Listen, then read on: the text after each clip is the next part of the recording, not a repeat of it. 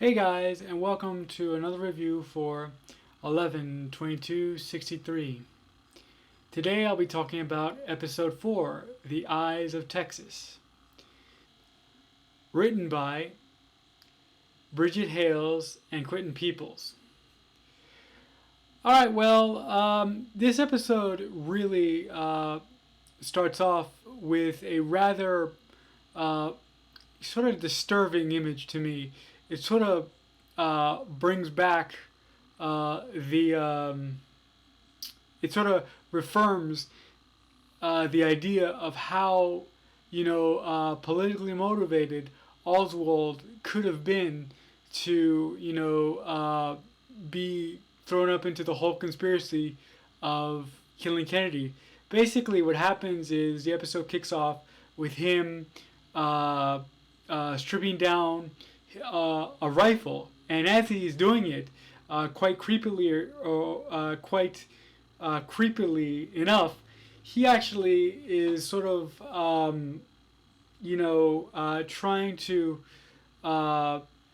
keeps on repeating, okay, you're in the army now, you can do it, come on. And when he finishes, he says sharpshooter. Now that entire scene was really unsettling to me, and it was quite a nice start to the episode. The one thing that I didn't like about this episode, really, at all, really, was the because in this episode, I think it plays up on the fact that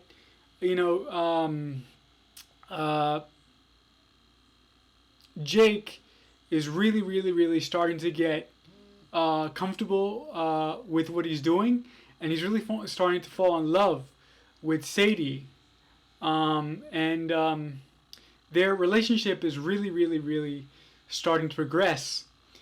And in one particular scene, after Sadie and him sleep together for the first time, which on that same note, I would just like to say that I'm loving the chemistry between James Franco and Sarah Gaten. I think, despite what some people say about James Franco, that he can overact a little bit and he can seem kind of childish sometimes in serious roles, which I did see sort of a little bit of that in this episode, and I'll go back to that to explain that a little bit more.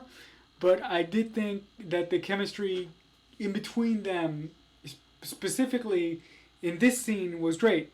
Anyway, so they end up sleeping together, and in that particular scene, Jake is almost on the cusp of telling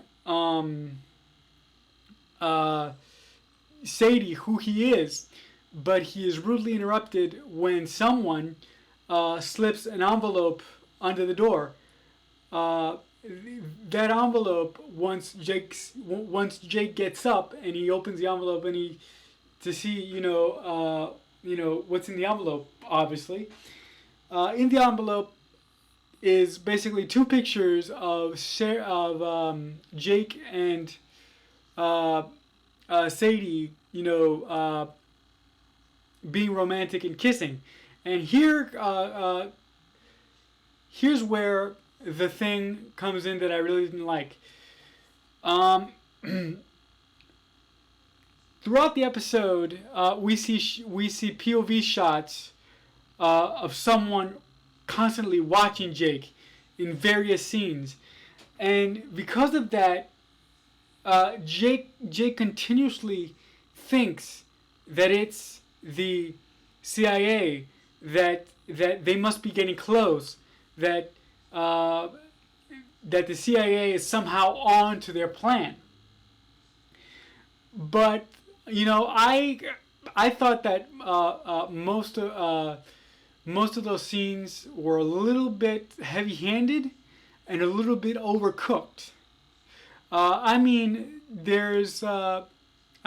for example, if the CIA was on to Jake, why in the world would they care about who Jake is seeing at the moment? Whether or not, the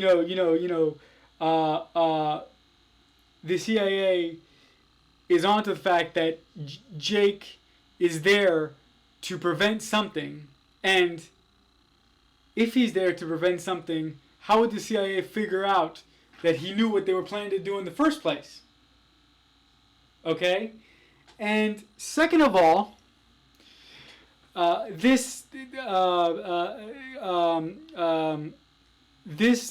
point is echoed in a scene between Jake and Bill, where Bill says,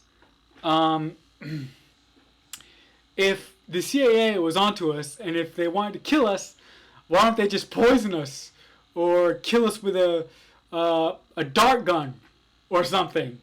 So that I really enjoyed that scene, because I really thought that it was necessary for someone to sort of calm Jake's nerves down and bring him back to reality. And as luck would have it, it was his partner and confidant,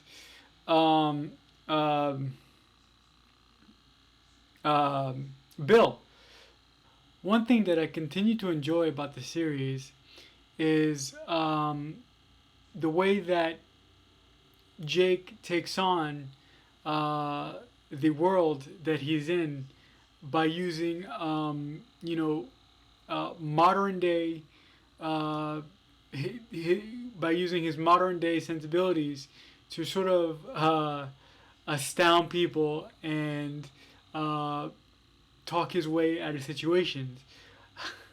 In one scene in particular that I enjoyed very much is when Mimi, a character who works at the front office of the school that Jake works at, discovered that he isn't who he pretends to be, and goes to his home to confront him.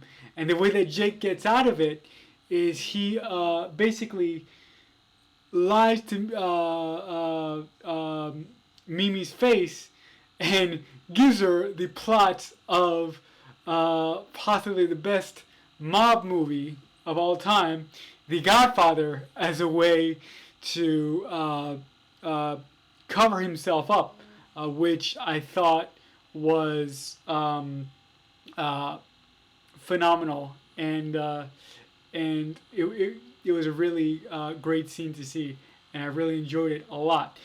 In that particular scene, though, what would seem to be a small plot point for the episode, and possibly setting something up to be revealed in later episodes, Miss Mimi has this weird sort of cough thing going on, and that is later referenced again when Jake is brought back into school by the principal after being arrested for being in a whorehouse.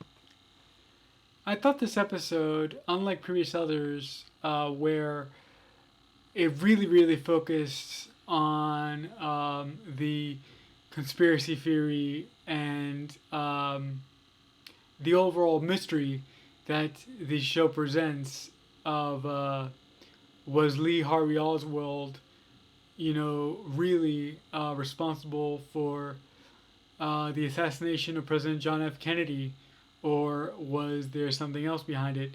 And this episode really seemed to focus on the Sadie and Jake relationship, which I'm not complaining about that at all, in any sense of the word, because if there was one intriguing thing that I was looking forward to, was to see how Jake's relationship with Sadie was going to affect the overall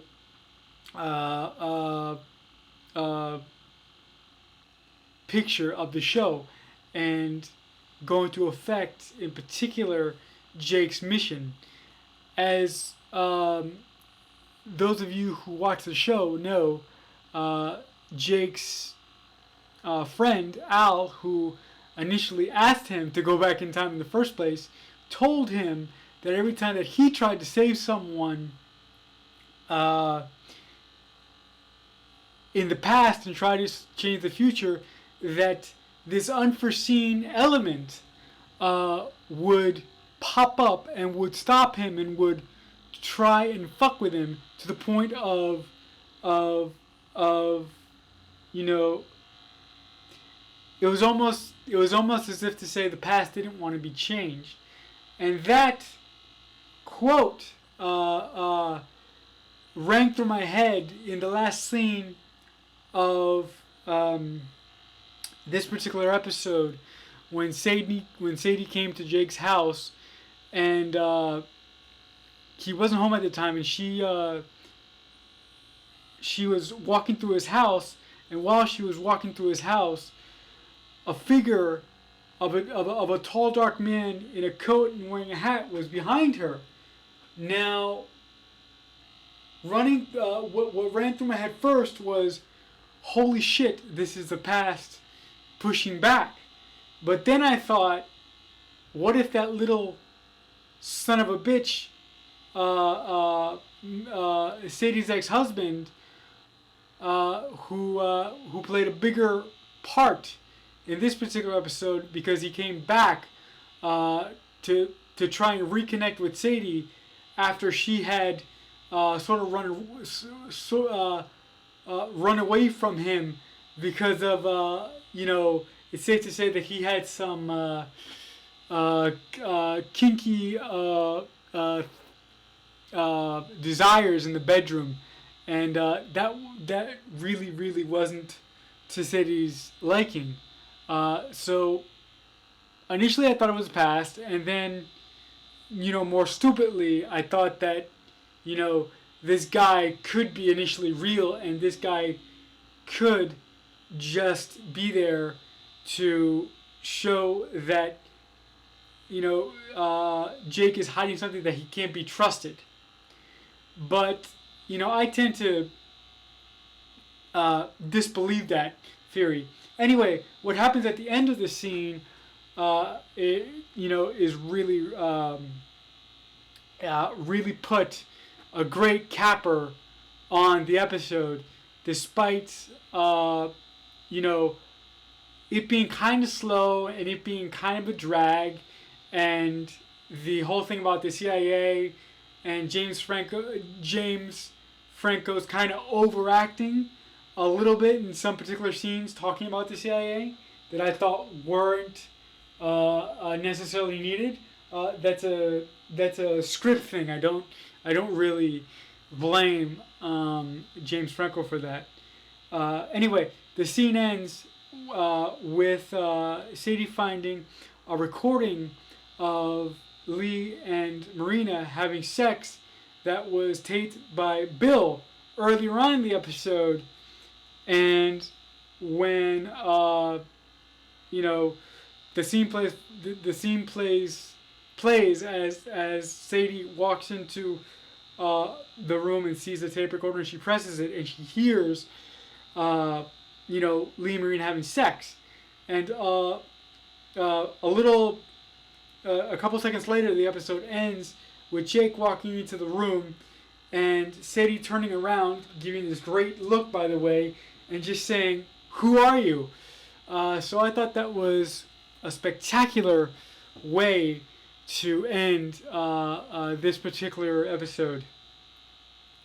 Alright, on that note, my overall grade for this episode would have to be a B-. Alright guys, well that does it for my review of 11/22/63, episode 4, The Eyes of Texas. Do me a favor, go to the underbar, comment, and tell me what you liked about this particular episode or didn't like about this particular episode. Also, do me a favor. If you like this video, I would really appreciate it if you click the like button. No, if you clicked the like button and gave me a subscribe for more videos like this in the future. But until next time, as I say often, I'll see you when I see you. So much happened here, and so much is about to.